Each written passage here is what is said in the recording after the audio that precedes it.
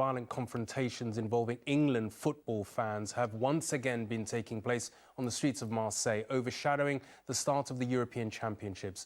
The series of short-lived clashes between fans and French riot police happened for the second night in succession on the eve of England's opening game. Police fired tear gas to try to contain the trouble.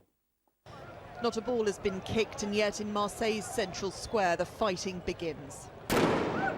English and Russian fans brawling in the street. As stun grenades exploded, there was further trouble at the British bar, which acts as the de facto headquarters for fans.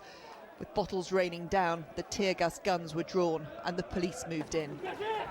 At least 7 people have now been arrested and are being held by police. Thousands of England fans have travelled here to France, the majority wanting a drink, a song and some football. And yet the minority seek more than that, and the singing is replaced by chanting as the chairs and bottles fly. As the tear gas plumes fill the air, English pride and most of the terrace is in tatters.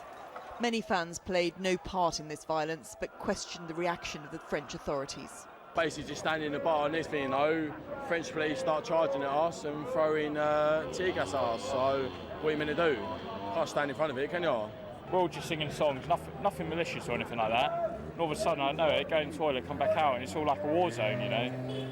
This is the second night of violence. Today, British police told how they were working with the French and even blocking some people from leaving the UK.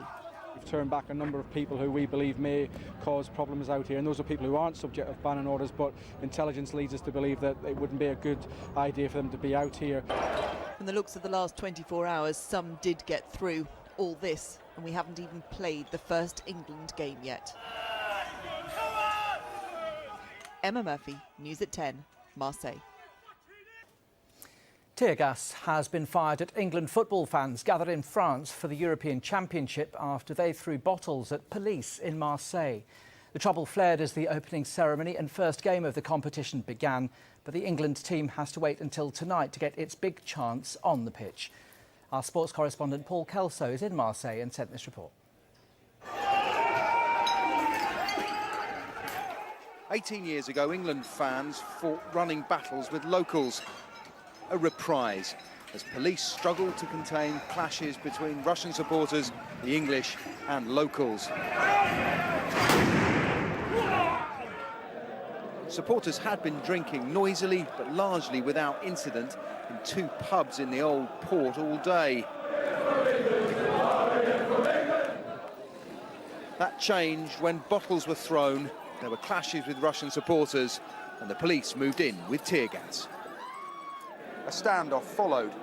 This woman with a tricolour appeared to calm things. Then a bottle is thrown, and she retaliates. Police move in to make arrests.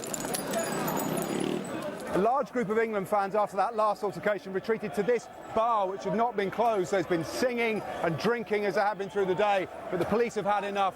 This line of riot police has moved in. As soon as they moved, a hail of bottles started coming down on them.